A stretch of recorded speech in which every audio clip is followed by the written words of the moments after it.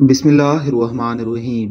पाकिस्तानियों को खिलाया जाने वाला 70 साला चूरन, चंद मारूफ चूरन जो पाकिस्तान बनने से कबल से आज तक बेचे जा रहे हैं और एक महसूस तबके की रोजी रोटी चल रही है।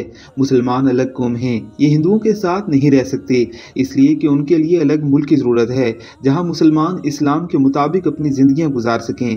तमाम पाकिस्तानी एक कौम हैं, यहाँ कोई मुसलमान हिंदू सिख नहीं, सब पाकिस्तानी हैं। इंडिया हमारा दुश्मन है, वो हमें मिटाना चाहता है, इस वजह से हमें अपना दिफा मजबूत करना है। कश्मीर हमारी शहरग है, हमने उसे आज़ाद करवाना है। पाकिस्तान इस्लाम का किला है, तमाम मुसलमान मुल्कों का अमीर है। जब कोई मुसलमान मुल्क मुश्किल में होता है तो मदद के लिए हमारी तरफ ही देखता है। हम नंबर 1 हैं। अमेरिका और दीगर काफिर मुल्कों को और किसी इस्लामी मुल्क से खतरा नहीं, खतरा है तो बस पाकिस्तान की तरफ से है। भुट्टो जिंदा है, वो जब तक तमाम पाकिस्तानियों को रोटी कपड़ा मकान नहीं देता फरिश्तों के साथ नहीं जाएगा। उसने अवाम के लिए फरिश्तों से स्पेशल मोहलत मांगी हुई है। अगर मुस्लिम लीग यानी कि मुस्लिम लीग नून को एक बार भी अपनी मुद्दत पूरी करने दी जाती तो पाकिस्तान आज एशियन टाइगर होता, सारे कर्जे उतर चुके होते और मुल्क संवर चुका होता।